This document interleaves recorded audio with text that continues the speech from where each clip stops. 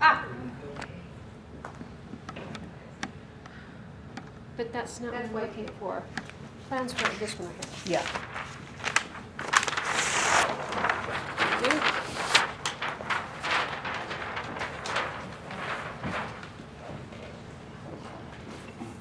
So I'm not going to use the microphone because I'm not such a big fan of the microphone.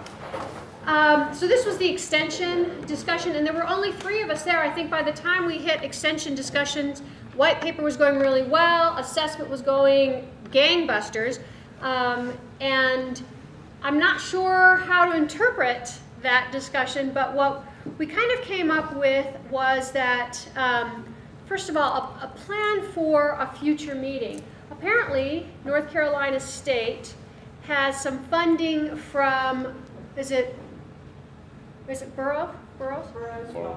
Welcome fund. Yeah, they had from 2000 for about 5 years. They had an annual meeting that was similar to this meeting. I guess Virginia, you were there. A few other. Cornell was there, but she's gone now. No, Cornell. Did you not go? Okay. Some of the other institutions that are here had gone to that meeting. Then it fell off after 5 years. They kind of had some. 2008 there was one, 2011 there was one. Right. So they haven't been every year. They've been like every other or intermittent since then. They had produced a white paper but never got published. And so what we're thinking is we need to kind of look into, what happened, what's available, and then perhaps partnering with them to move forward instead of trying to, make something brand new. So we'll look into doing something with that further. Do you want to add anything to that conversation? Anybody have questions about that? I want to say that I thought it was a really good meeting. I like the structure of it. There was a sort of a series of keynote talks that then people submitted papers, and it was published as proceedings. Yes. So That was in 2011 we actually did a white paper, but our director left at the same time, and I don't think that ever got published. But you had something before that, because I was an invited speaker before 5 years ago. They started in 2000, and they've been going every year consistently until 2008, and then intermittently since 2008. Yeah, in our case, they published the paper. We submitted the paper and they published. Yes, the proceedings for all the ones before from 2000 to 2008 are online at the Science House. If you just look up conferences in the search box, you'll get all the proceedings from those which you were. So if there's questions on that, I'll be happy to address any. But I just thought it would be a great way to blend the work that's going on here with something that has been going on for a while at NC State. Not saying that, just saying that it's a good collaboration. How's that possibility? And the funding is still available if we want to continue doing something like this and collaborate.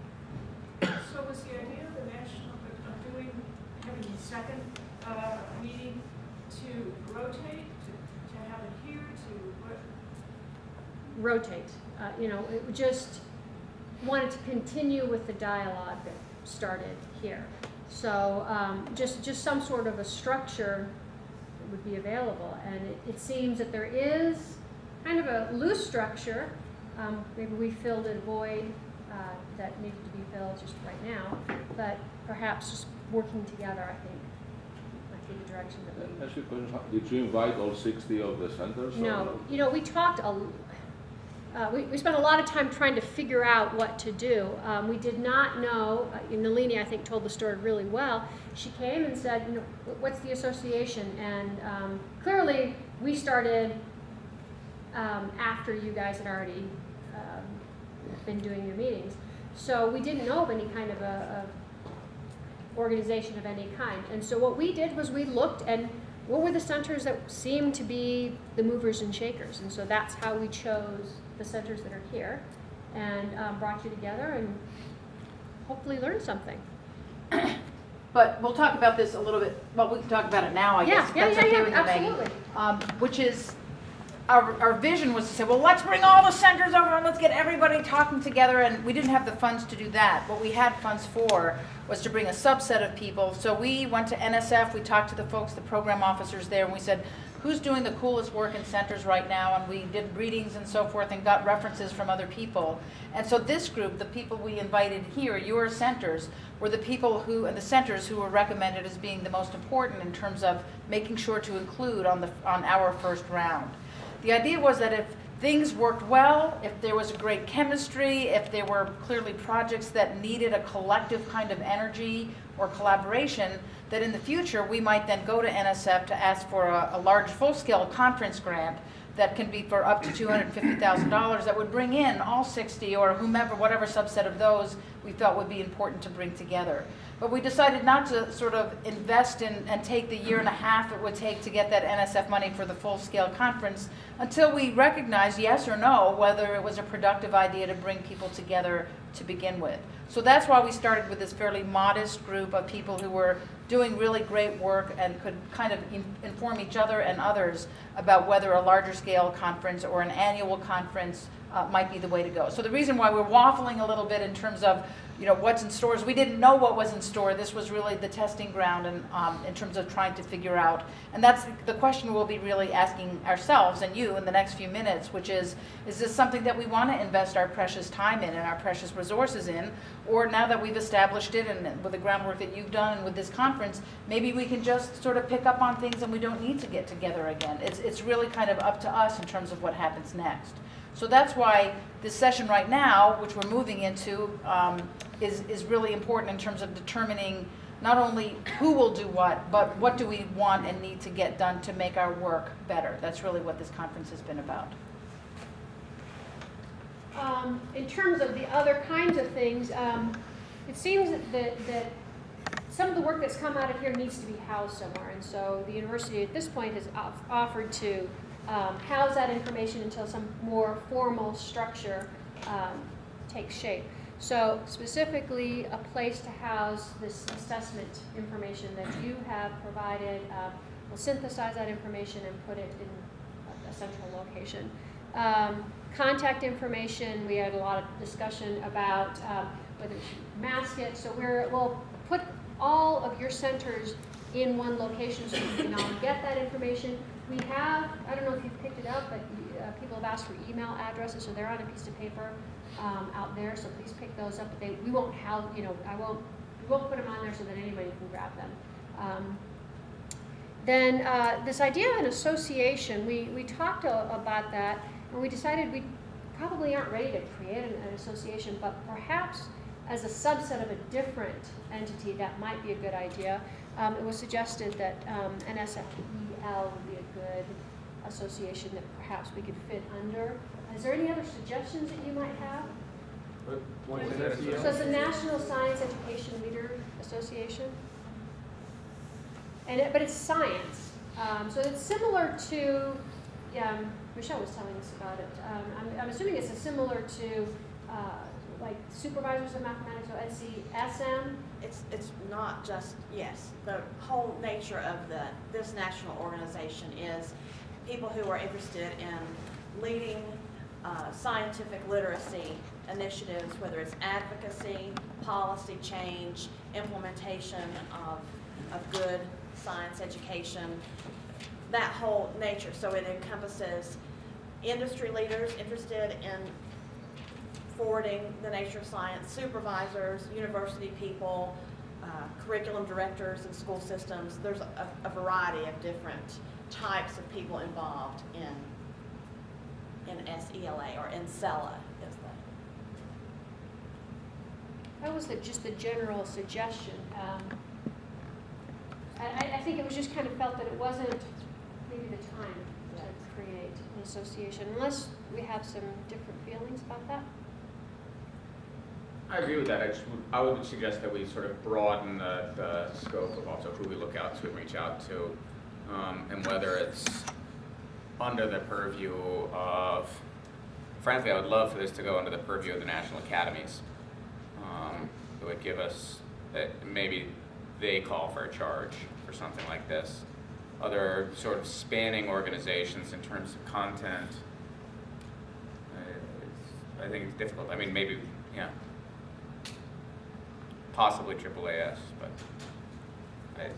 it's not even, well, yeah. Those are associations, like professional associations, exactly. Isn't that what we were talking Yeah. about Okay. us joining, you know, Right, a group some other of an organization. association?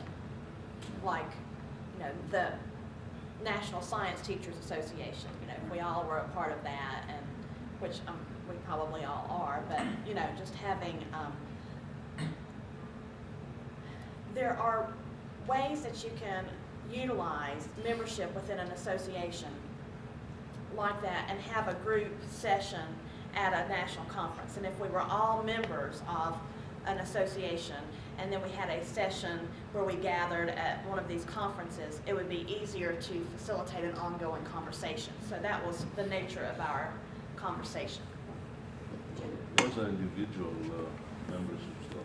Speak up. That's what we were saying. Those are individual memberships versus center membership. Yes, and so that's why we were saying, I don't know that we want to create another organization at this time for centers only or anything. Do you want some kind of interest group, right? Like say, If I were to take that sentence and replace it by, let's affiliate with the National Council of Teachers of Mathematics, would that seem strange to a lot of you? Yes. Right? To say NSTA, that says I want to disenfranchise mathematics. No, we didn't. We were just, we didn't say join NSTA. I'm just saying this conversation was about whether we wanted to encourage everyone to join a particular association or make one of our own. And we said probably not at this time because we all have our individual interests. And so I think that that's what you're saying. You don't want to be locked into an organization. Well, but Noel said from National Research Council that at least a decently high percentage of our institutions are members of APLU, Association of Public and Land-Grant Universities. APLU has the Science and Math Teacher Imperative, which has 131 universities or systems that are involved in the Science and Math Teacher Imperative. It's already doing such things as collecting data on how many math and science teachers are educated each year by all of the member institutions. So because along with Utah's president, I'm on the executive committee of the Science and Math Teacher Imperative. I've seen the initial reports that get this treasure trove of data about how many math and science teachers are being produced by these institutions across the nation. So it's actually possible that there may be a benefit in affiliating with something like this Science and Math Teacher Imperative because it's trying to talk to our presidents, right? It's trying to talk to our presidents and say science and math teacher education is supposed to be a priority. So there really might be organizations that really drive at higher education, like Noel is a large part of PhysTech, and which is also, in some sense, a spinoff of this. And things we might be interested in, like data collection. Somebody may be already collecting that data, and so we don't want to duplicate that kind of work.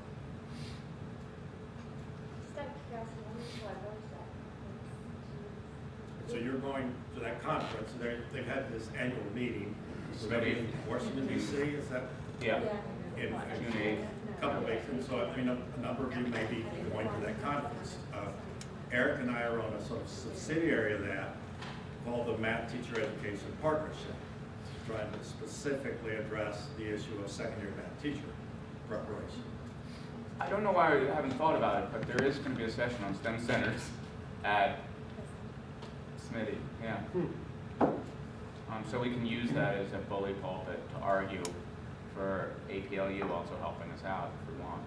And that group is, for example, again, in this thing that Eric and I are part of, is trying to think about which foundations they can go to to get sort of infrastructure support for doing this kind of organizing partnerships across institutions.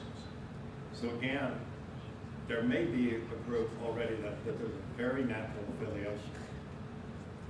Right, which I think it was Michelle's point, that there may be other organizations that we need to explore further rather than recreating the wheel. You know, where can we fit in, use some other resources, but then still create our own unique identity within that organization? Am I capturing, Michelle? Yes, we said that this was too large of a discussion for 3 individuals to try to say, we need to all join this, you know, so we were just brainstorming ideas of organizations that it would be wise for us to have a dabble in and ways where we could carry on further conversations. So I certainly will not suggest and dictate to anyone, you need to join this. No, I would never do that. That would be very rude, and we don't do that in the South.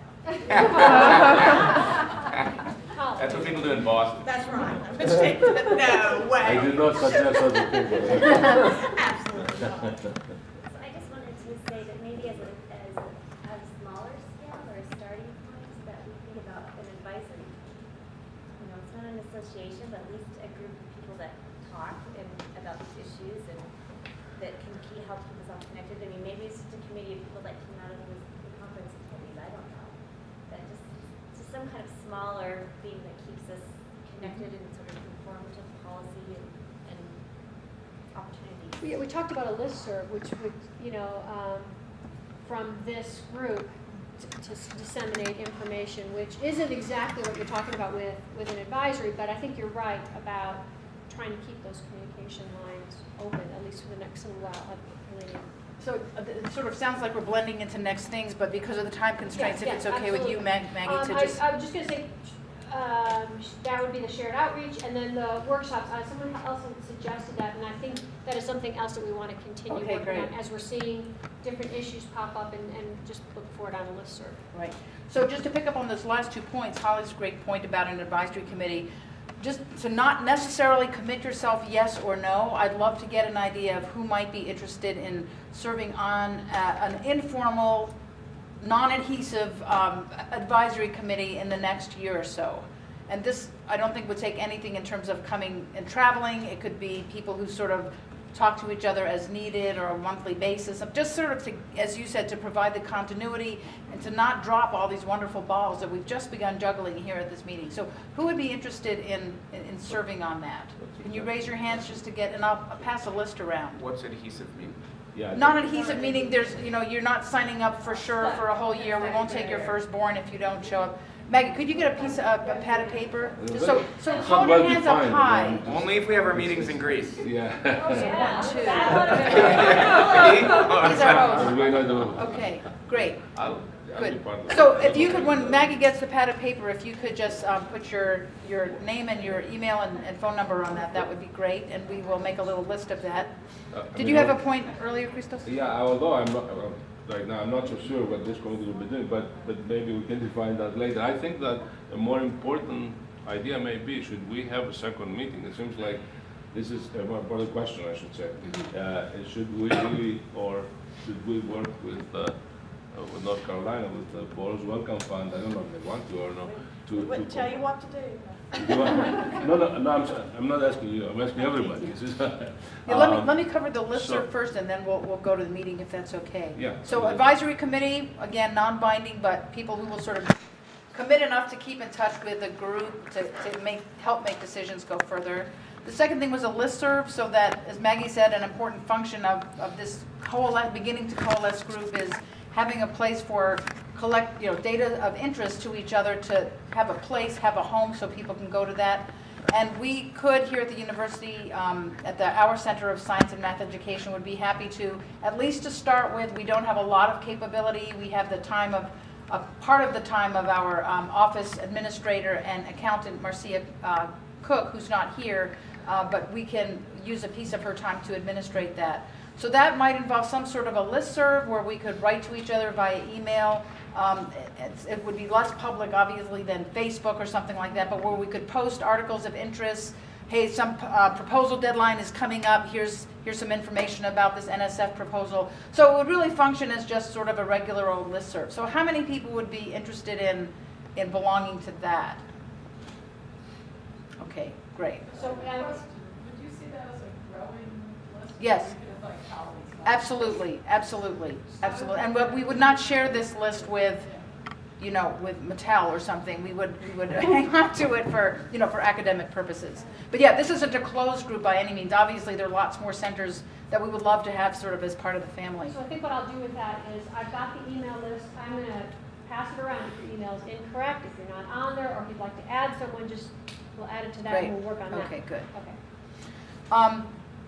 The third thing that Christo brought up is a second conference, and that, of course, was in our minds when we started this one. I don't know what the consensus is, but I know for myself, I have found this very, very useful. How many people here would be interested if we had another conference, like if we or somebody else had another conference like this, would be interested in putting some energy and traveling to it to communicate again in person?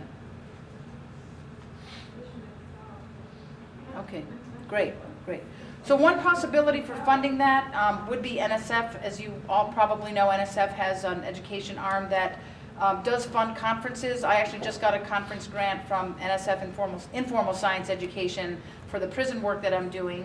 And I spoke to the program officers there, Al DeSena, if any of you know him. He's very enthusiastic about the idea of a full national meeting of Centers for Science and Math Education, because he believes this is a really great way for informal science education and formal science education to start crossing, or not start, but to continue with crossing borders.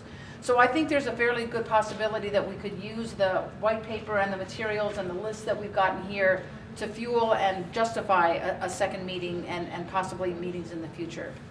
I'll also mention that there's another kind of grant from NSF that I think might be applicable for us, and that's called a Research Coordination Network grant.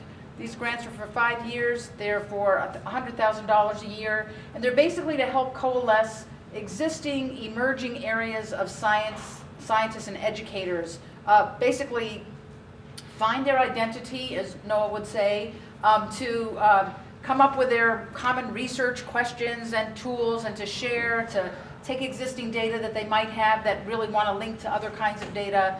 And they need to be, as Al DeSena mentioned to me, he said they need to have some sort of research basis. Even if they're about education, they need to have some kind of research basis. So perhaps some of these ideas that we're talking about in terms of evaluation could serve as a research component of that. So that would involve really basically setting up an advisory committee of having a number of member groups who are interested in participating in this coordination network.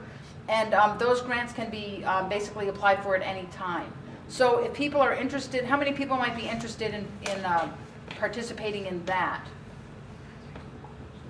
Great. Okay, great. So there's some interest in that as well. Especially if it's in Greece. Yeah, we'll have to write the Greece. Okay, that's all I have in terms of, let me just check if I have anything else here. Can I ask another question? Yeah. I don't know if this is appropriate for this group, but would this fit with the Gordon conference?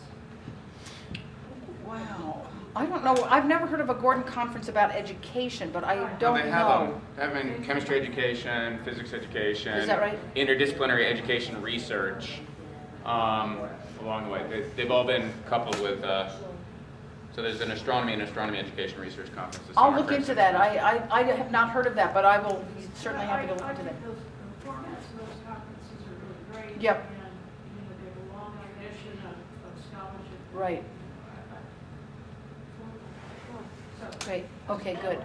I think the last thing we have to talk about is writing outcomes from this. But I think what I'd like to do, did you have a comment? Michelle brought up social networking. We had mentioned that we might want a place that we could gather, whether it's on Facebook, LinkedIn, or some other place like that, as well as a listserv. And I just wanted to see if there was any thought about that from the group, and just Great. another way to. Is there an interest in that? Would people want to? Maybe it doesn't look like it at this If the point. listserv serves that Yeah, purpose, then okay, that's fine. great. That was just something we had No, discussed. great idea. I think I'd like to talk a little bit about writing out outcomes from this, but I think we'd like to take just a little while to talk about what we talked about with our white paper. So our group had quite an interesting discussion, and we're going to hear all about it here.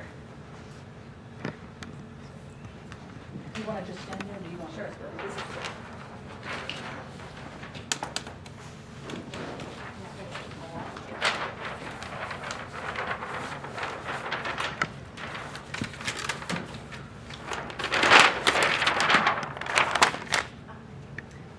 Okay, together, it was a very robust conversation. And we were talking about how the centers, the biggest thing we wanted to do was to get a direction for this white paper. What's things' interests were, what value do the centers have? What's our message that we want to get out in this paper? What does it want to address? So one of the things that we talked about was how do the centers contribute? And we thought that the paper should address that in ways that, for instance, how does your center contribute to the university? And why are we important to the university? And some of the discussion went through problems of math and science education and how does the center address those. And then we went down through and we talked about what is the definition of your center, and using it as using the paper to explain what a unique place the center is and all the unique things that it has to offer, and again the value to the stakeholders. And then it took us a while to figure out who are those stakeholders, and because this paper could be humongous and go in 1,000 different directions, so it was narrowing down and honing down our focus. And the capacity modes, the resources and expertise that we provide, and partners. And then we wanted to address the outcomes and the benefactors, and then also recommendations for all evidence. And woven in throughout, we discussed that we thought it would be really great to use models and examples to explain and better enhance each of these. So, anybody want to add anything to that? What I just put? Okay. So the audience for the white paper, what we came up with, and of course this isn't set in stone, this is just our group and our opinion, but the audience was the academic administrators. It was very important to the group at the table that this paper be something that we could hand to academic administrators, and if you were a startup, perhaps proposing why having a math and science, the center would be good for your institution, or why your center is so important. And to those policymakers, and policymakers could be legislators, to hand to your funding sources so that when they read it, they would understand what you do, to industry, and that came from last night because industry are our partners and so they should be our audience. Professional and academic organizations, that should be a part of our audience also. These are the major ones. And then the benefactors of our outcomes, and who are the benefactors of your centers, and that would be K through 12 teachers, the faculty at your institutions, the media, professional colleagues, students, and industry. So, all right, am I covering this? Did I miss anything? All right. So that's what we looked at for the audience. And these were the key people we were going to focus on, and these became secondary also. Woven in. All right. And then value. We talked about how important it was for this white paper to explain the value of your center. How your center, can you show how your center adds efficacy? And then this is, again, where you're going to be interweaving and putting in great little snippets and vignettes of what's going on in different centers. How it elevates national recognition for your institution.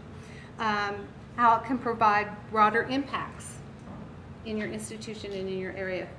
How your center could advise external policy and reports, and assess student learning, and then it would also, the value of the center improves the quality of educational practice, funding and other supports. It's there to help bring in funding and other supports, and it bridges the education, the STEM, and others, which means industry in your community K-12.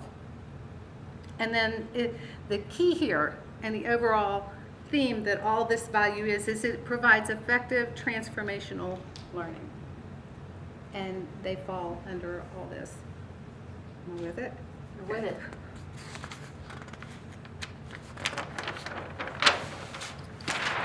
And then, I guess that'll be okay. And the next, that's about how my knees feel right now. And then the next section of the paper we thought about were the capacities. And for instance, communications, and you can get the word across key scales. And in other words, through departments, all different levels,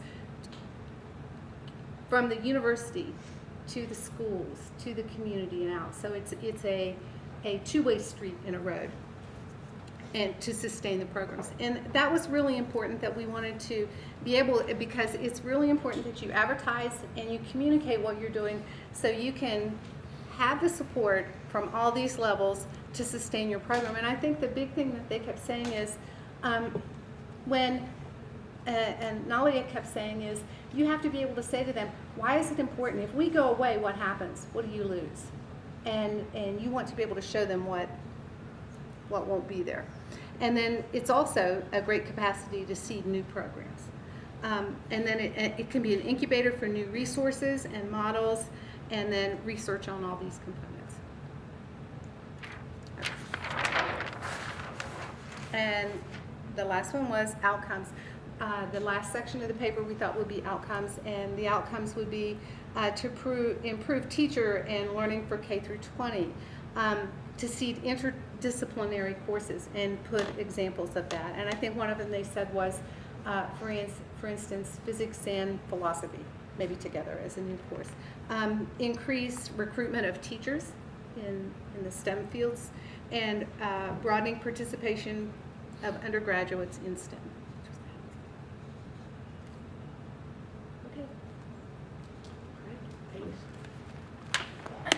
So, as I said when I introduced the idea of the white paper earlier this morning, we're really seeing this document as being kind of the dough, the whole pile of ingredients that we've put together during this conference that can be sort of pulled apart. Pieces of it can be taken and shaped and molded to communicate to particular audiences. So you might take some aspects of this white paper, and there would be ideas and language that you could use that was generated by this group, so the collective strength of this group, to talk to your state senator, or to talk to your provost, or to write a letter to your colleagues in your particular scientific or mathematical discipline. So the reason we wanted to do this just before you guys are jumping on the shuttles and going home is that we wanted to capture the spirit and the ideas that have come together during these last few days, which have been incubating in all of you for your whole professional lives with centers.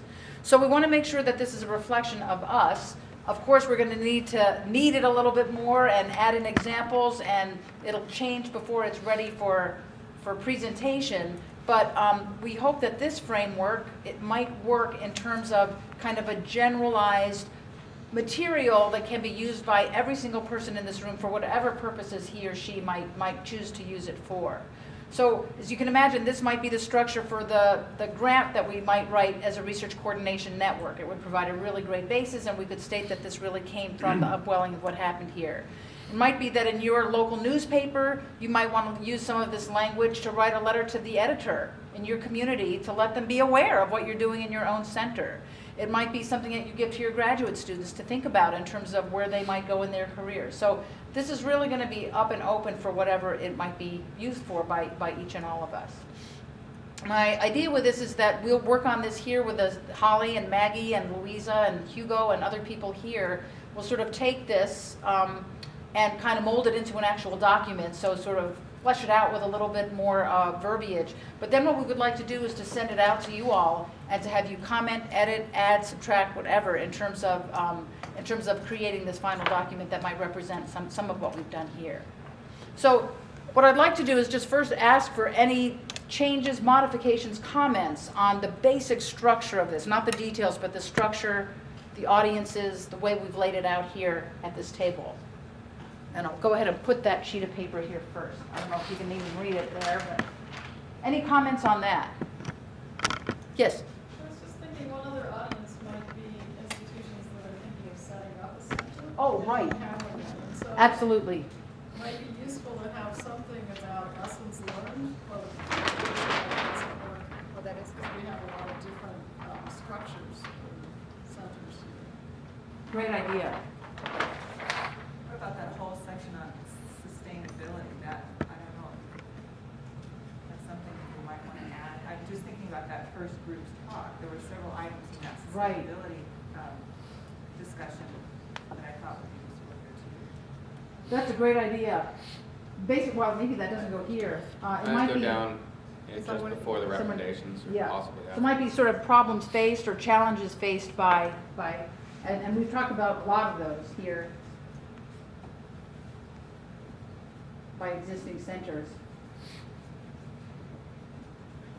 And by the way, I'll just insert here that we are taking all of these wonderful pages and all the notes that have been taken by the note takers. So we'll be compiling all of those over the next week or so, so that we will hopefully not lose any of the good stuff that's come out of here. So we'll be able to draw upon sort of the raw material that came out of these different discussion groups.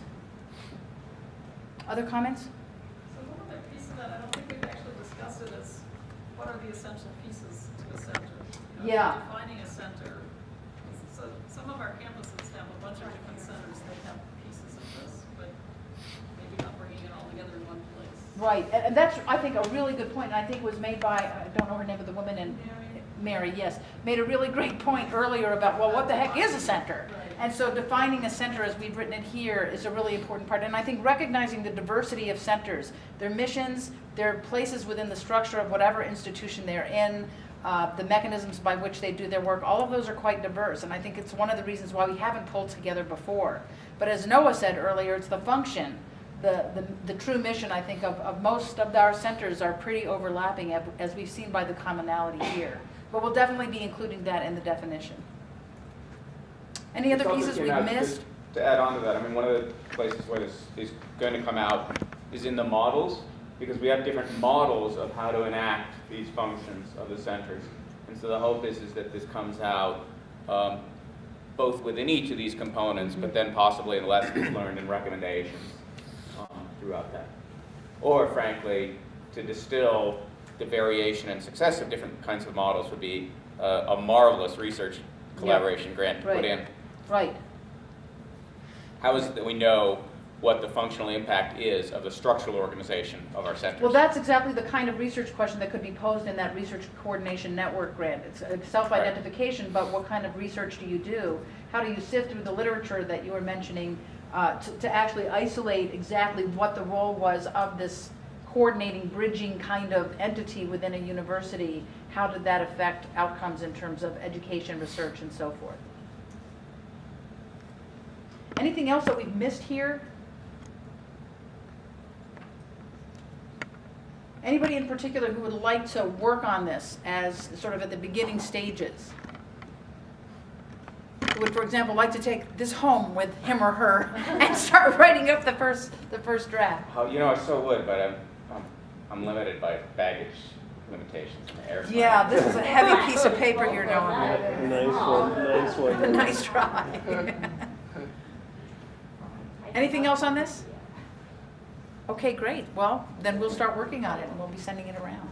Did you have anything else you wanted to go off of yours? Okay. Yeah. And is Emily here? There are evaluations in your packets, and I will also get a stack. Great. So if you have your packets left intact after 2.5 days, I know I wouldn't.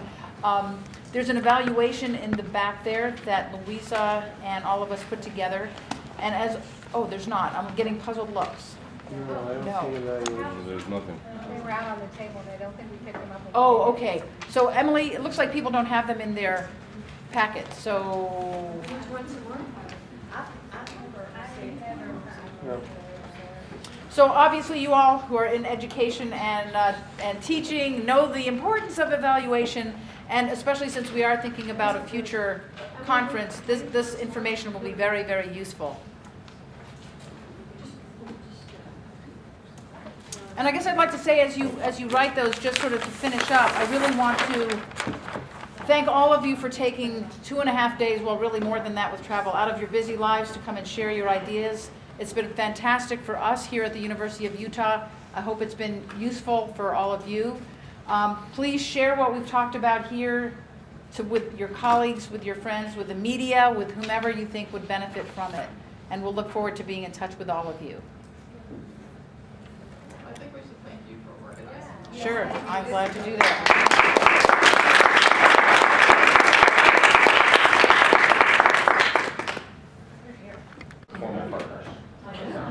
Well, welcome back. I'm going to get us started. I think we only have about an hour. I noticed that the research group, you guys kind of merged. Is that correct? Yeah, the first session and second, it was just kind of one big research assessment, Is that right? Okay, so let's do this. Let's start with John Taylor, and let's report out on sustainability, and then we'll report out on future goals for continued communication, and then we'll go to assessment, and then after lunch we'll talk about the white paper. Is there any objections to that? Nope. Okay. We are easy. We are definitely long lost brothers and sisters. So, John, take it away. I'm just going to steal this. Yeah. So, yeah, good luck with the videotape. No unnecessary zooms, just turn the mic over there. Okay, so for the sustainability strategies, I found this very useful, but obviously there were people that have been doing this for a really long time. They're like, this is how you solve the problem. But for a new guy like me, it was pretty good. It seemed like everyone had a good, solid partnership with their shareholders, the stakeholders. So that would include school districts, or at least individual school districts, if not the entire state.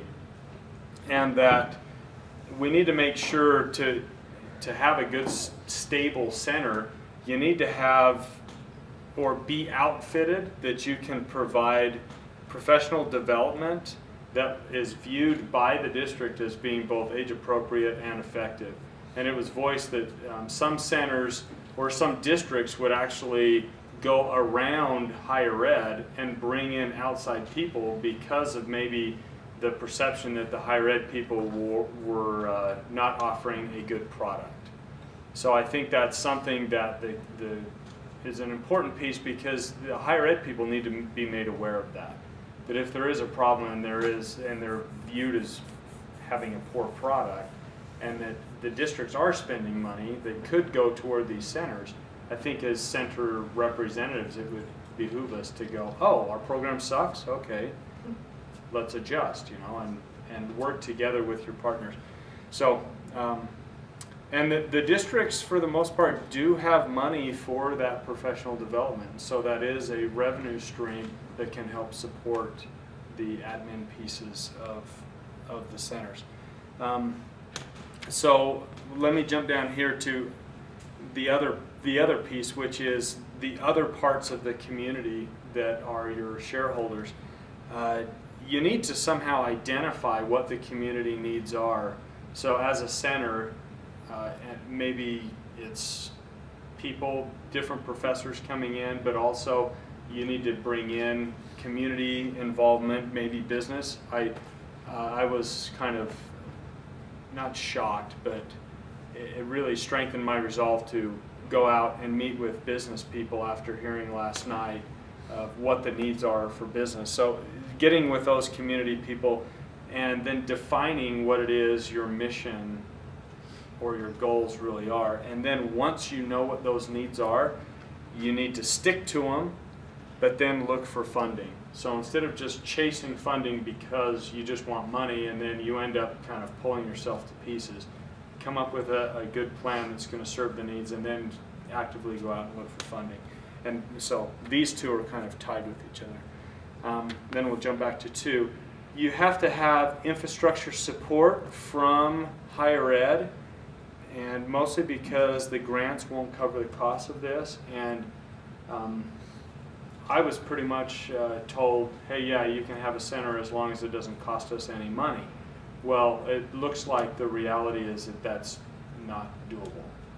That somehow the institutions have got to pony up some money for this, whether it's for administrative assistants or maybe cutting course loads down so that professors who are working as part of the centers can put some of their time toward writing grants and things like that to keep it sustained. But it looks like to be successful, you've got to have support from the higher ed administration. That was incredibly important for me, and I think if one of the outputs of the white paper is to help institutions around the nation who are looking at starting centers, I think that's an important piece to just honestly say, hey, look, these are the costs that you're going to have, and legitimately, you're going to need to have this addressed, and then go from there. The other piece that I have found to be awesome is the huge role that PR plays in sustaining your programs, and that's why I think the assessment piece is going to be important in the white paper. It can help people like me understand, one, that data is crucial, but also what types of data are the most influential, and how do I go about gathering that stuff. So tracking that assessment, tracking your activities, and then using that as a way to sell and strengthen and sustain your center. And then the final thing is just make sure that if you do want to create a center, or maybe you do have a center, make sure that it matches the mission of your institution. And it may be an easier sell to admin for this piece to get that support, to say, hey, in our school's mission, it says that we do this, and we don't do this very well. Creating a center would really help. So, there you have it. Questions? Questions or comments? Yeah. There was a really important point about defining our needs. I was in the group with a white paper, and we hadn't even sort of thought to put that in. So knowing what it takes to sustain a typical center or your particular center and articulating that and really figuring out the things you need, the things you don't need, will be a really important part of this process, I think. So thanks for bringing that up. I also had a question on the nature and role of data. I think very valuable as well. Could you comment a little bit more on what sorts of data we anticipate? Well, I'm new to this, so I open that up to the other people. Jim? Well, we actually had one anecdote in our discussion, the fact that Utah knew they were producing very few math and science teachers, and whereas Brigham Young down the road was producing a lot of math, or particularly math and science teachers, was something that stood out like a sore thumb, upper level administration that understood it was important to make a commitment here in order for Utah to play its role as a sort of flagship university of the state.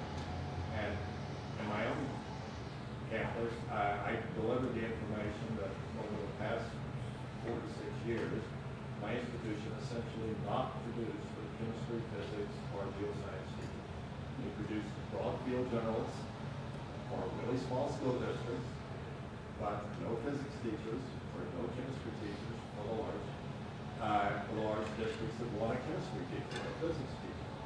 And my institution first rejected me as not knowing what I wanted, but or what I was doing, but eventually now is making it a priority of how discipline-based science teachers. So data matters. Sure. Yeah, I totally agree with you. I'm curious at what scale, and maybe the point is that this is one of the outcomes as we determine at what scale do we measure this. Do we measure enhanced learning gains within courses? Do we model the increased number and retention of students across majors, the transformation of majors, partnerships with teachers? I mean, there's such a grand slew of data. And maybe one thing that we could do along with all of this, maybe this is all it segues into one of the next sections, is to say, maybe we can come up with common forms of data, because among other things, it's not clear, we can help the national dialogue in identifying what are critical forms of data that are necessary to collect to address the national challenges that we seek to address. So because of, yeah. Because those questions are related to that other group, and I had plan a different order. So let's do that group next, because I think it specifically addresses what you're saying and maybe where the conversation is going. Would that be okay? So let's instead of doing plans for the future, let's move to the assessment. Oh, there we go. I am not sure if we discussed that in that content. So is she gonna be okay? You can't hear? Could you take the microphone, because you can't really read the. Should I go there? This is, would that, yeah, maybe come up here.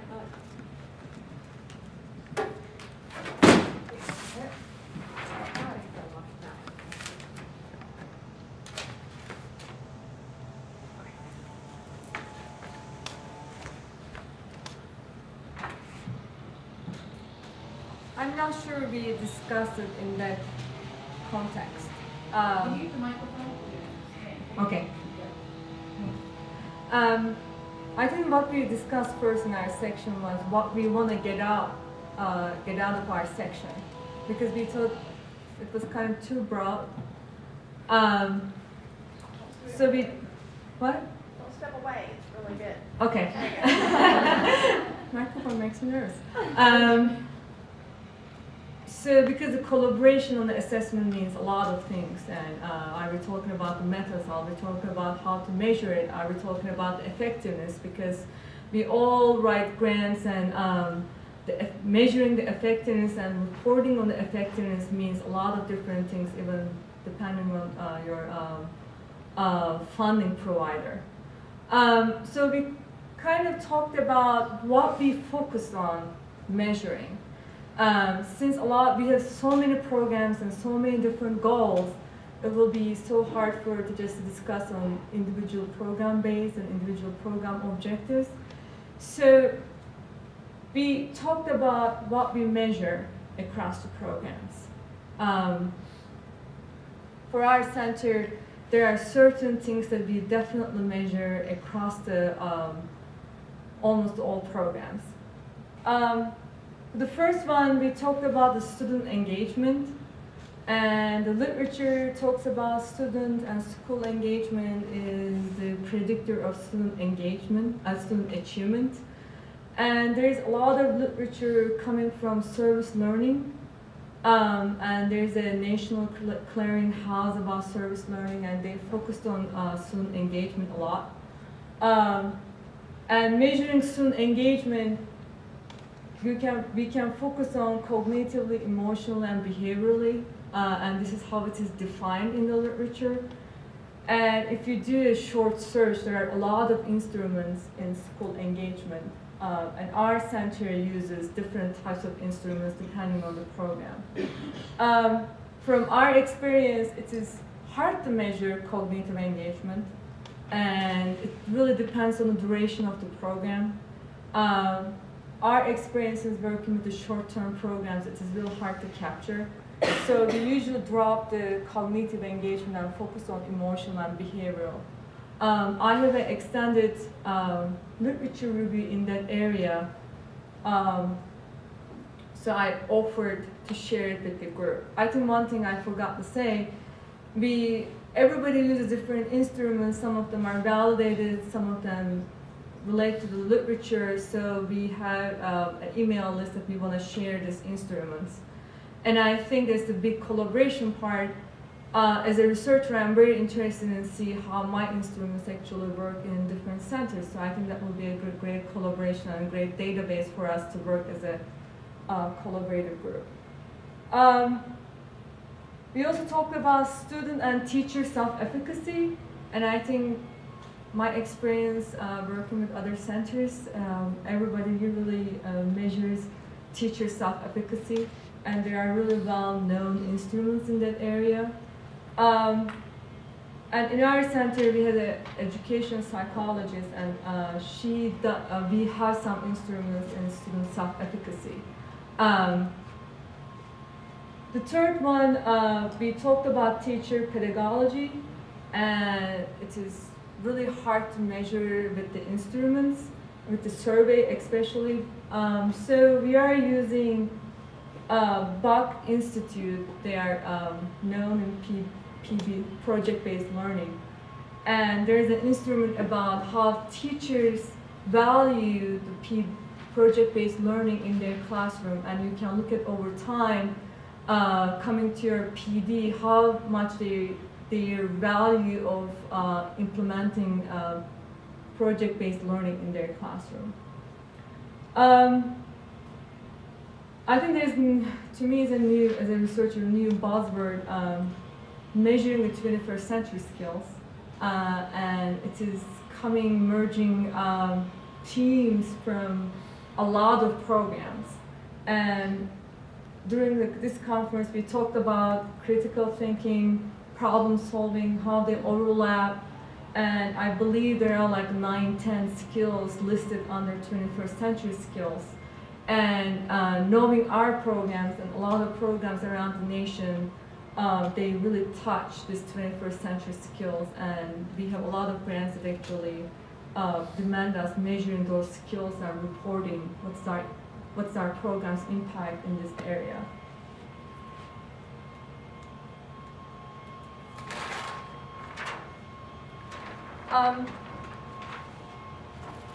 Other focus was the technology instruments. There are some centers here that they do research and programs in the integration of technology in the classroom.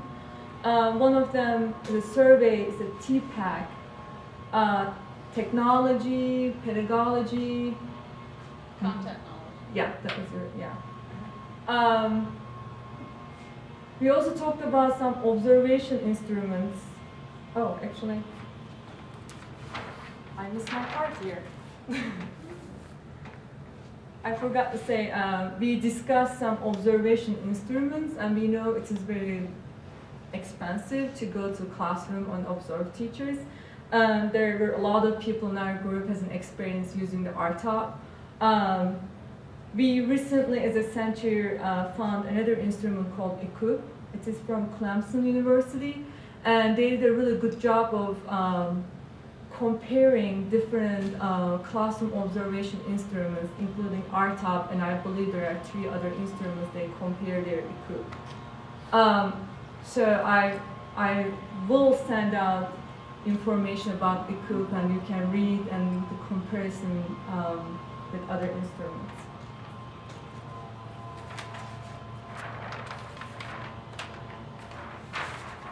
And other observation tool that we discussed at ICOT, it is really about how much the technology integration in the classroom. It is developed by International Society for Technology in Education, and this is their website. They have been around since 1990s, so they have been improving, developing, validating this instrument a long time.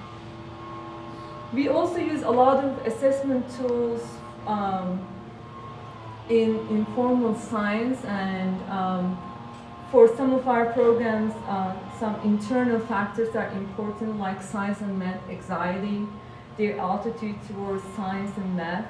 And this website here has a variety of instruments in the middle school, high school. They are validated. And in the past, we had an experience using some parts of these instruments depending on the goals of our programs.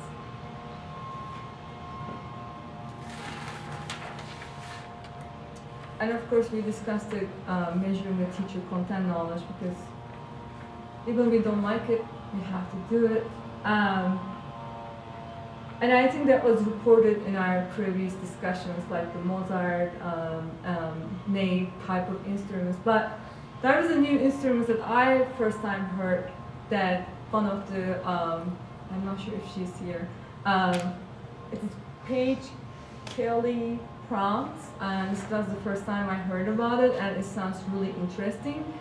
And do you want to explain it? I'm not sure if I can explain it. She's not here, right? I can't see it. Well, there is this Julie developed a series of books, but in fact, Barbara uses them in our program too, but we've never thought of using these prompts that also provide all misconceptions formative As assessment. a formative assessment, which is a great idea. Yeah. And most of it is something that Harvard developed. Mozart? Mozart, Mhm. yeah. Yeah, I think Mozart is So, very well known and very yeah. But she was talking about how they use it as this formative assessment that they can direct them to the right PD after they do this, and they can figure out the kind of the weak points for teachers. That's pretty much it. We did not take any notes about research because I think it was a great discussion. Some people brought up their certain projects, how they are having a hard time measuring certain things, and like leadership, principal PDs, and how you do assessment with pre-K teachers, which I don't have much experience because we don't really work with pre-K teachers. So there was a lot of discussion, and I feel like we did not really have the concrete results from the research. It was really one person in our room said you had to be there to understand the discussion. So anybody else from our group wants to say anything about the research? That's it. Do you have any questions?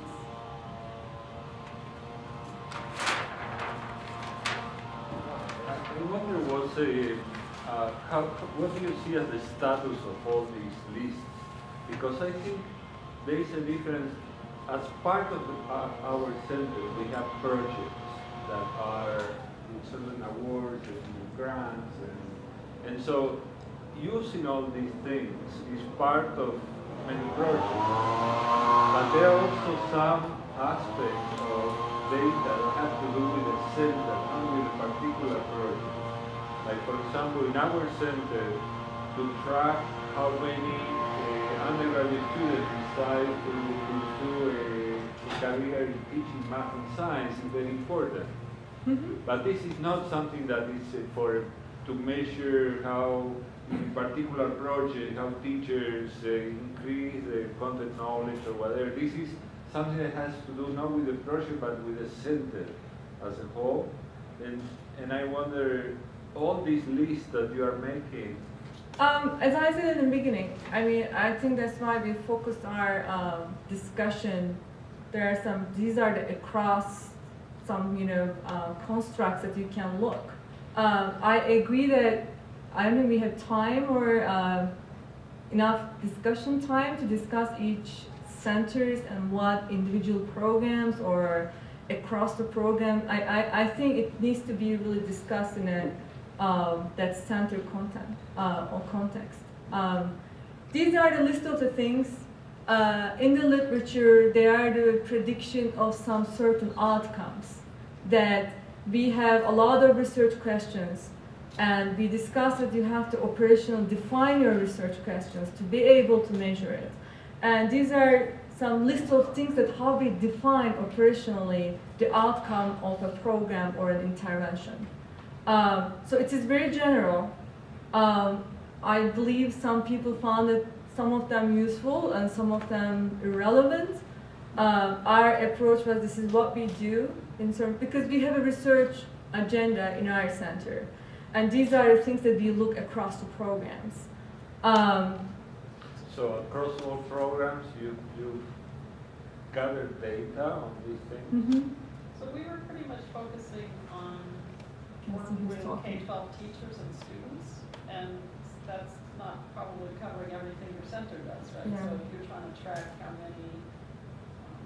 you're affecting undergraduate teaching, for example, I don't think we really got into that. Yeah, we didn't know anything about higher It education. wasn't all-inclusive evaluation of everything. No, I'm saying because it's interesting.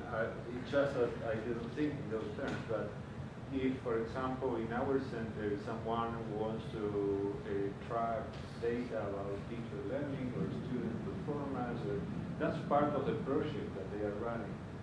And so I wonder, maybe that's just one way of thinking, and you are thinking differently. So it's part of one project, but if we can make it something that collaborates across centers, then it's not just one project. It may be something that's speaks to the field more about how students learn, how teachers change their teaching. Because using any of these instruments costs money, right? Someone has to gather this data and do the analysis. And so are you thinking that the center, the budget of the center would include items for the collection of this data, or is this part of a grant that? It is both. I mean, I can tell you about our center that it is integrated with everything we do. So we have a research and evaluation team of 6, 7, 10 people. They're supported off of grants. Yeah, they're supported over the. It's not money part of the center, it's not the infrastructure part of it. Yeah. The center is supporting the evaluation. Yeah. But there is a direction, I believe, for each center in terms of their research agenda. Like, for instance, our center does a lot of PD in project problem-based learning. And we work with teachers a lot. And this is across maybe 3 or 4 programs with different funding. So each project is actually, they have their lead researcher, and we just collaborate across the project. So some of these instruments, and actually that was our starting point. Like, it is my 3rd year in our center, and when I got there, we did not really a research agenda across the program, so it was very individual, and anytime we had to do something with the program, we almost need to start from scratch. And I agree, it is time costly, and you want to use reliable instruments that you can tell people about your findings, and it's more generalizable to the population. So we started these areas that our center focused, and we know they are related to a lot of things we do. And to be honest, as a researcher, I don't like talking about the instruments before I talk about my research questions. These are just some of the things that related to our research and evaluation questions that as center we focus our effort around. I was also going to say, we have the opportunity in centers to think at a different scale too, sort of uniquely. So not only can we provide resources that are then common among sort of constituent or affiliate programs along the way, which is valuable, but we can also, we can do 2 things. One is we can ask questions that individual programs can't, like what's the impact of a physics intervention on biology majors along the way. Albeit, I don't know that we want to do those kinds of things, but those are sort of unusual questions that individual grants generally don't. And then the other is that we can study the growth of the networks that we foster. Really what our centers are about, it's about creating networks. And you could imagine a form of analysis to be, whether it's network analysis that we do, communication studies along the way, participant actor networks, however you want to think about it, we could study the scaling of these systems and the forms of communication that take place among these systems with the presumption that then that adds value to our overall capacity. Yeah, I mean, we discussed social network analysis, I forgot to say. Yeah, I think it is, to me, it is a little bit difficult to create a research agenda across the centers, but I think it is doable. And my goal as a researcher, we work on a variety of instruments, and it is our benefit if any other programs or centers out there wants to use it, that it is extra data for us, and it's a collaboration to me. That I work with a lot of researchers I'm here at Georgia Tech, but I work with a lot of researchers at Georgia State, Kennesaw, Emory. We constantly collaborate, and our programs and our goals, and sometimes our research questions are so different, but still we can collaborate. Would there be some usefulness for the white paper to make some recommendations around the types of things that should be measured for grant purposes? And by that I mean, and I'm very junior, so maybe but I've only been at the university for the last year, and I'm reading how you justify your existence, or how you justify them giving you all this money, and it seems so broad, and it seems that we are all competing for the same pool of money in one way or another. But it seems that we're in a position that is quite unique in that we might be able to impact how we are asked to prove that what we are doing is valid. So is there some recommendation that you might make or your group might make to how we might frame that in this white paper? I think to me it's a literature review. Like there are a lot of information in literature how these type of programs, STEM-related programs, can tie to some of these constructs. Right. So I think it is fine.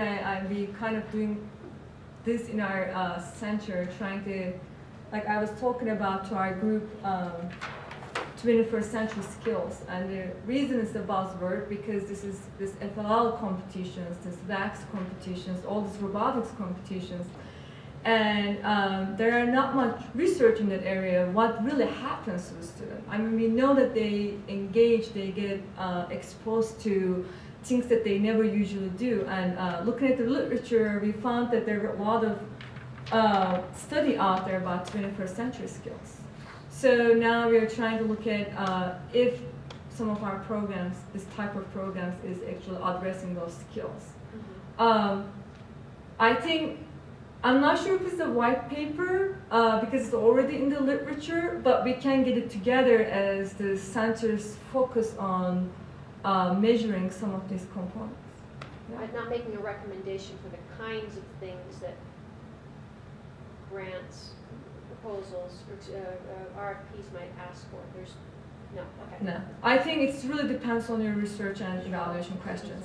And we keep adding things on this list that this is general.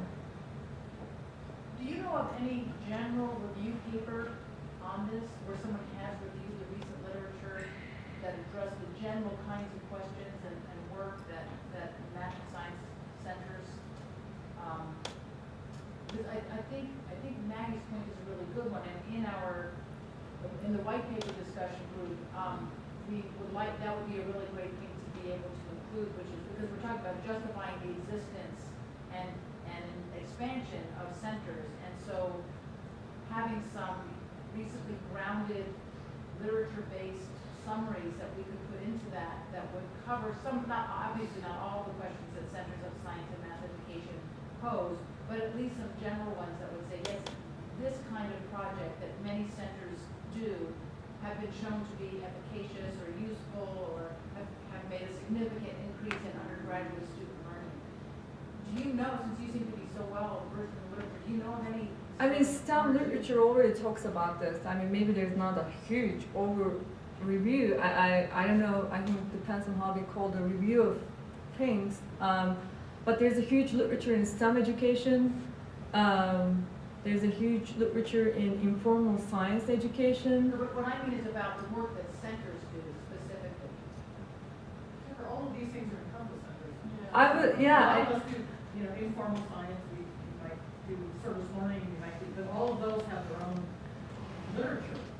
Yeah, I was gonna say, I mean, the centers are not unique by itself. We across disciplines, and we work with professional academics across disciplines all the time, and I think each discipline has its own literature review.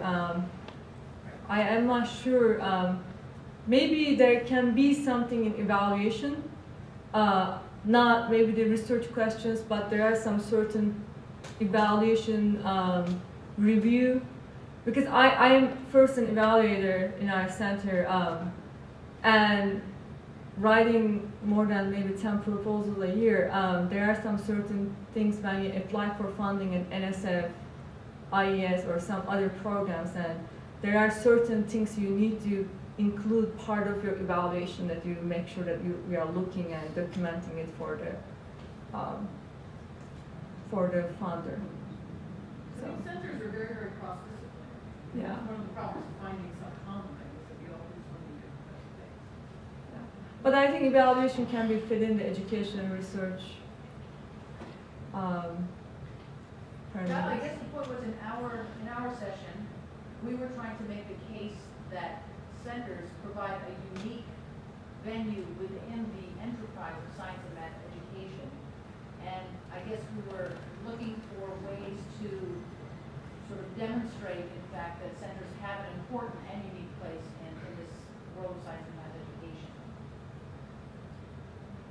I am not trying to. Evidence for that. I think I think it can be done in evaluation, but in terms of research, we constantly collaborate across depending on what we are doing, we bring the public policy people. And you can even bring in public health people if you have a project related to the public health interventions. And so I think in terms of limiting a review of research in this area, to me it's already there. That is in different disciplines that you can maybe come with a list of things in a paper that these are disciplines related to this. But in terms of evaluation, I think it can be done. So I kind of separate evaluation and research in some point. Because I believe most of the funding we have is enough just for evaluation. It's not really enough for creating a research agenda. That's my perspective. I know that this relates to another group, but I'm wondering if one of the maybe proposal we could write is about organizing a series of workshops that each of the centers that have, for example, you have an expertise in instruments and evaluation. We are very strong in terms of video analysis and ethnography, microethnography, we call it, analysis of gesture and talk, and other centers may have other strengths. And so we could have like a funding for a series of workshops over the course of 2 or 3 years. And each one of these centers would host a workshop that could be part face-to-face and part online. I think that's a great idea. I think that was kind of like for our section in the morning, it was very nice just to get together and hear what each center does or don't, and if they want to do it. And I think it was great, and we just really scratched the surface. I mean, there's a lot more. I think it's a great idea to hear from each center their focus and how you can learn from each other. And I think it will be very beneficial for everyone. And we know how to throw good parties in Colorado is our expertise, so we throw that in as a workshop. Yes. Maybe we should consider the time change. And assessment of that. Yes. Same in the South.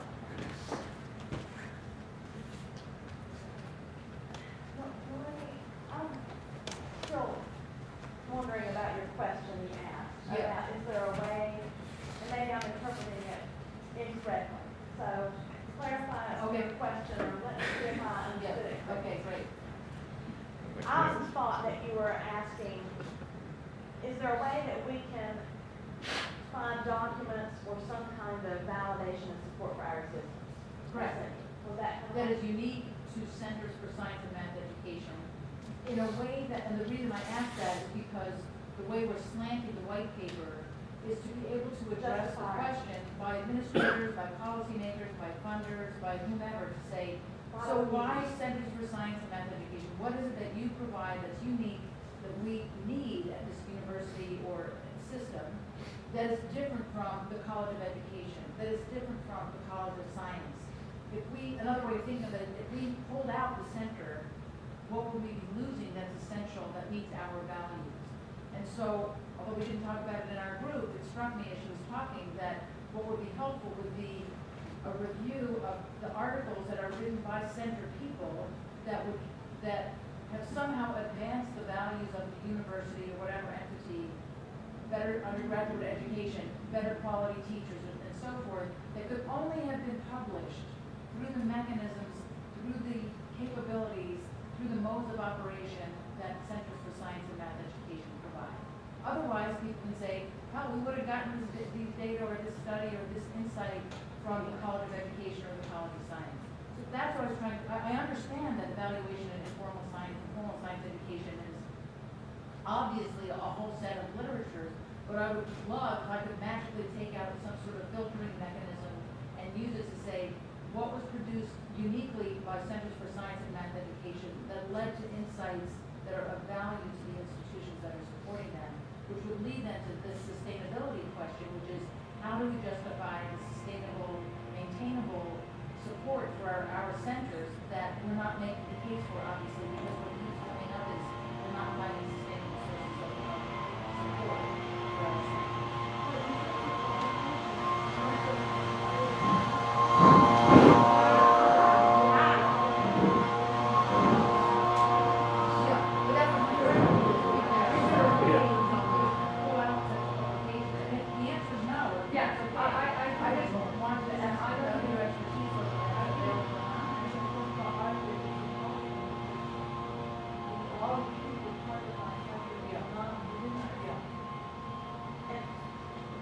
My question was directed towards what we had been talking about some in our group with the sustainability group and the, where do we go from here group. Yeah.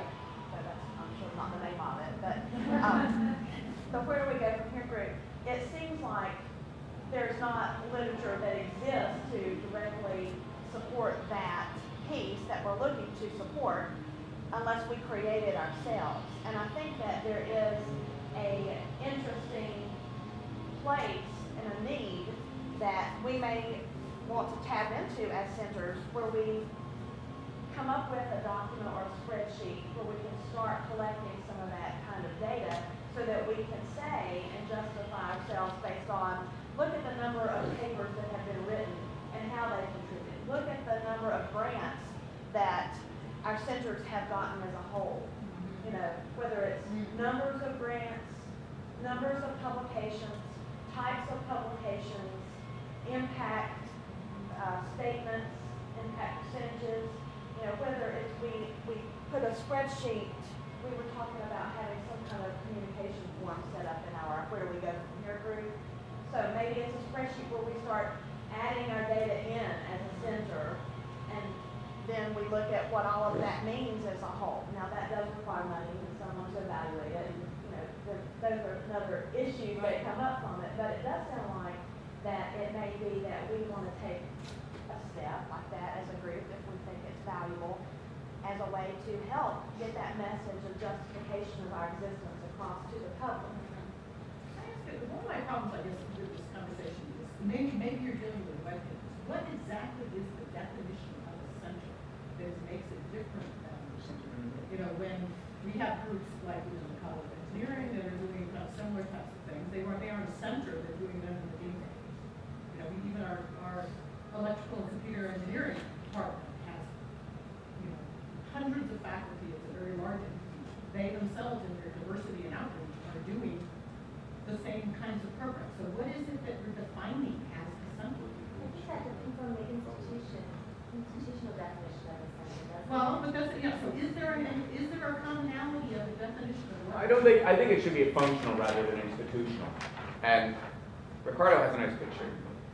Well, we were thinking that the center is a bridging of what our center, the university-based science center, is a bridging that interconnects different constituencies, like the science and math departments of a university, K-12 education, the schools of education and teacher preparation, policy makers, industry, the administration of the university.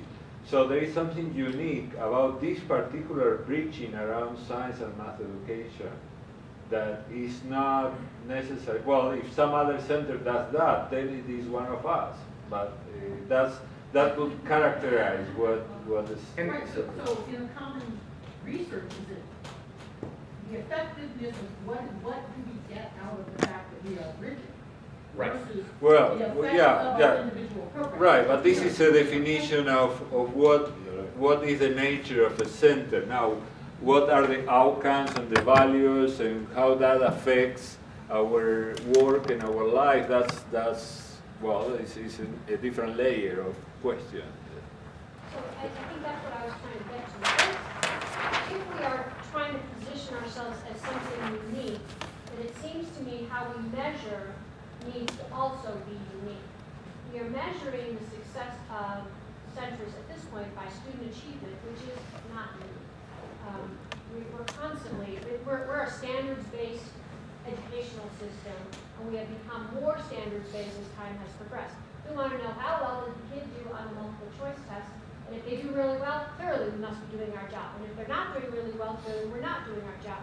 But if we are to be a transformational entity, then I think that we need to define what it is we mean by knowing and understanding mathematics in some way that is different than being able to factor a polynomial.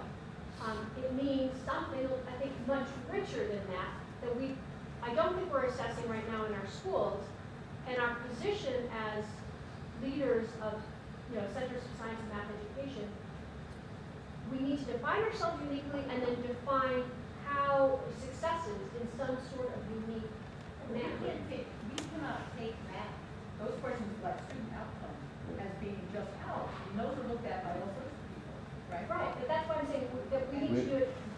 Yeah, we need to assess the value added in a way by having a center.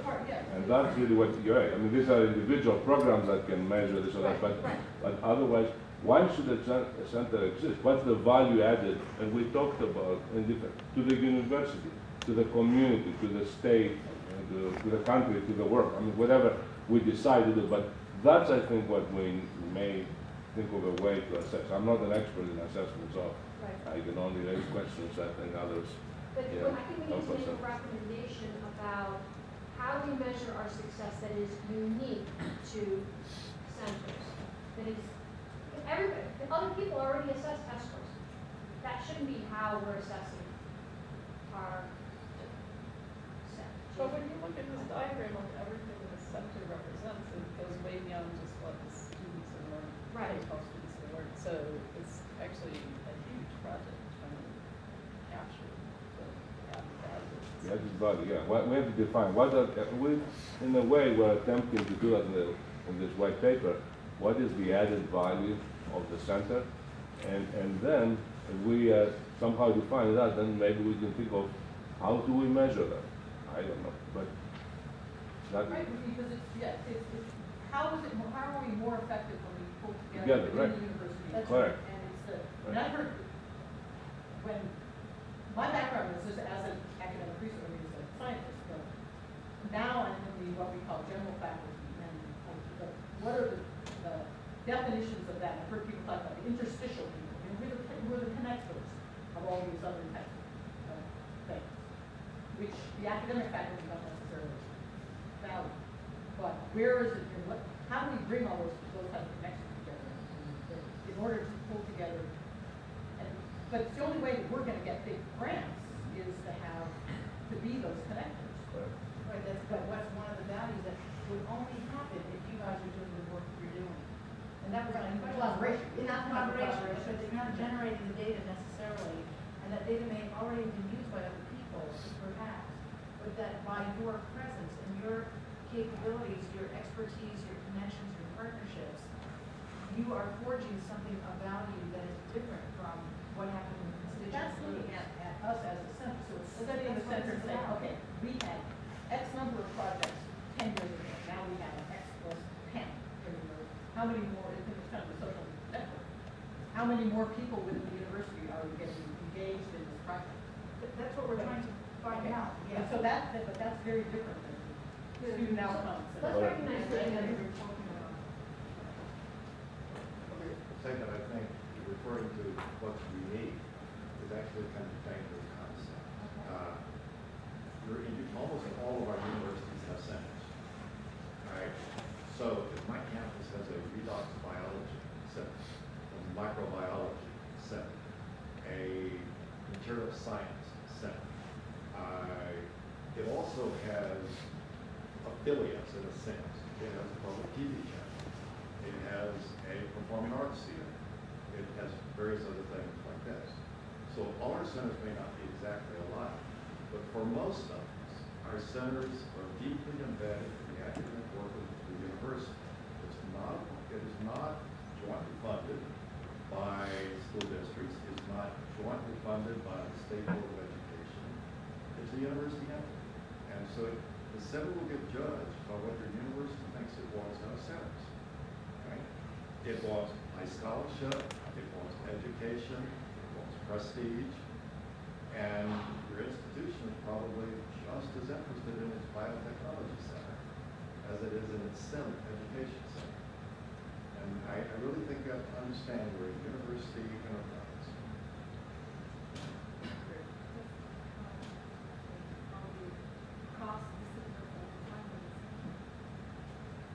It is certainly possible that your institution may want, in some sense, an affiliate that is in a certain sense somewhat disjointed from the tenured faculty who largely comprise the university. And that would be one model of a center, that the institution wants something that they do, that serves the university's self-interest, to have this sort of thing affiliated with it, much like we have public culture.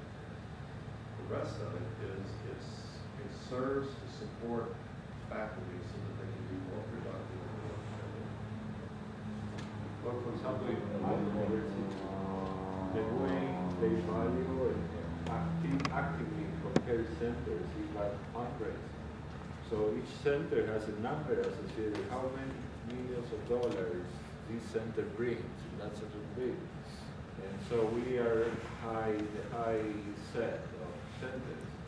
And so the big point of evaluation is to what extent the center support the development of grant making. And that's a way, if we are talking about values for the university, at least in our university, that's a big thing. Furthermore, the university is part of the community. It's part of the state, and I think, at least at the president's level, they always look at what role can the university play in the community. So our centers, in addition to improving teaching and learning between all sorts of departments and also acting as an umbrella organization for all sorts of programs and making life easier through grant funding as well, working with professors, either through, in their other centers, they have an education component, they can be working with them and stuff like that. But in addition to that, we can play a role in connecting the community by K-12, for example, or other things that at least some of the presidents I've seen consider that a very important part of the university. I understand scholarship, of course. I would not argue with what you said, but in addition to that.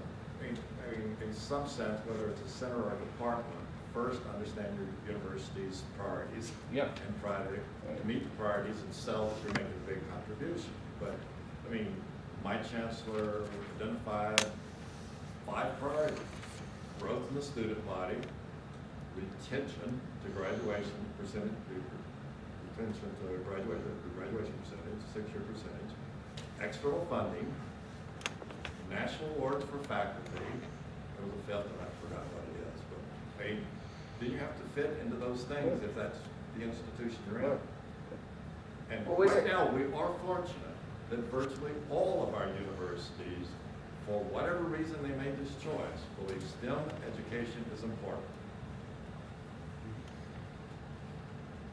I love that we're having this conversation. I'm not sure sort of the auspices under which it's happening. That was recognized. You're right, but I think that's right. But I think, just to go back to your earlier point, Jim, I don't think we only want to serve, but I think we want to foster the institutional mission or the priorities. So if your president actually doesn't have enhanced quality of education in there, that's something that we can help nudge a little bit and develop. Maybe as part of the retention, maybe as part of the increased numbers. All of the promoting cultural change and promoting our universities valuing education and the learning of our students ought to be a central driving force of what we do. Right. Yeah. And I think our centers do a lot of the things that you just mentioned. Helping with retention. Good teaching and learning will definitely improve retention, and that also will improve the visibility or the reputation of the university, if it's able to keep its students, especially STEM fields, in particular interest of ours. So I don't see a conflict there, and I think all of us recognize that and act accordingly. Otherwise, we can't survive. Especially as for sustainability, we want the university to support the centers in some way or another, even financially, in the long run. So, yeah, I agree. I mean, whatever way we bring our university prestige, And prestige in some sense is like if the citizen leaders of the state like what we're doing. And so, I mean, we try to make the point that we're one of the few things that people say 300 miles from us inside the state pay attention to. The fact that we're contributing to teacher education, professional development. And then when the chancellor goes out across the state trying to be popular with the people of the state, he'll brag about us because we're doing something that sells it. Yeah.